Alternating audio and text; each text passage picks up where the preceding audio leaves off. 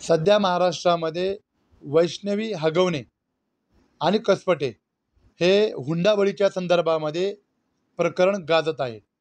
हे प्रकरण गाजत असताना पिंपरी चिंचवड पोलीस आयुक्तालयाच्या अंतर्गत, त्याचबरोबर पुणे शहर पोलीस आयुक्तालयाच्या अंतर्गत अतिशय चांगल्या पद्धतीची कारवाई या पोलीस प्रशासनाकडनं करण्यात आलेली आहे.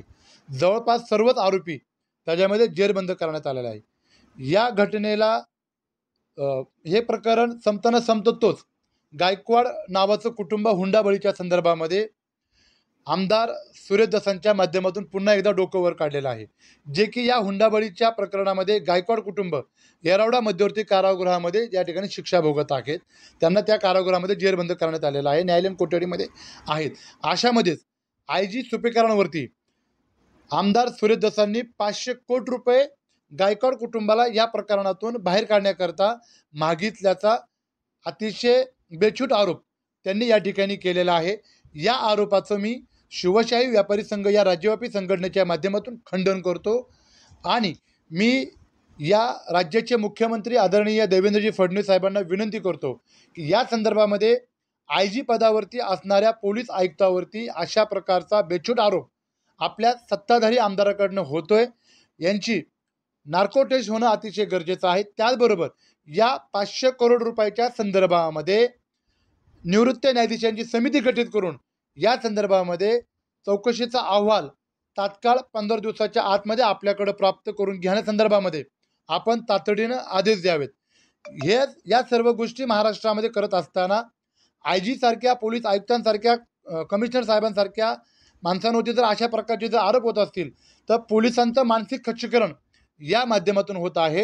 ही अतिशय गंभीर बाब आहे. 500 कोटी रुपयाचा आकडा बोलायला गेलं तरी आपल्या बुद्धीला फार मोठा अशी चालना द्यावं लागते आणि फार मोठा विचार करण्यासारखी ही गोष्ट आहे.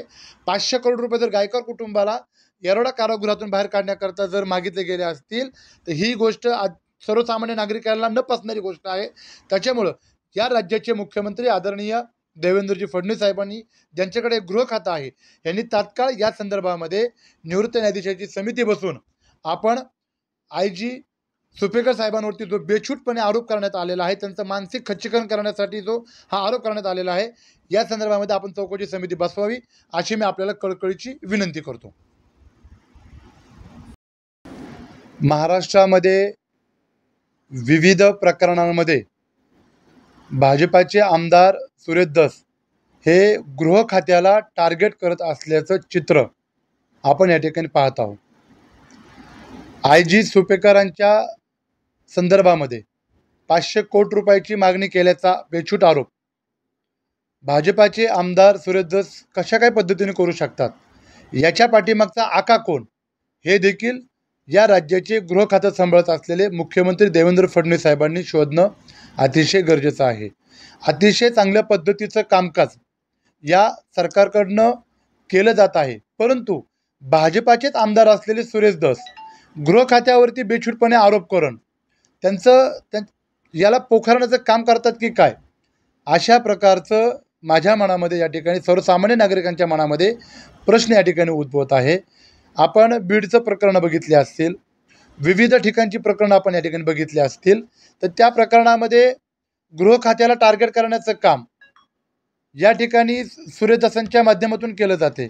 त्याच्यामुळे ही अतिशय चिंताजनक बाब आहे की गृह खात्याला डळमळीत करण्यासाठी त्यांनी कोणत्या आकाकडनं सुपारी घेतली आहे का काय, कुठल्या आकाला कोण त्यांनी काही शब्द दिलेला आहे का काय, की जाणून बुजून अधिकारी लोकांना टार्गेट करण्याचं काम.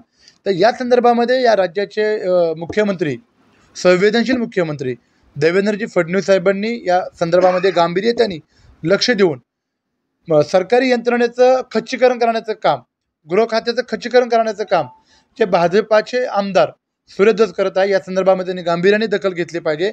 आणि या संदर्भामध्ये सुरेश दसांची CBI मार्फत, त्यांच्या गुप्तचर यंत्रणेमार्फत माहिती घेऊन या संदर्भात त्यांनी कठोर अशी कारवाई करण्यासाठी ठोस पावले उचलावीत अशा प्रकारची मी अपेक्षा व्यक्त करतो.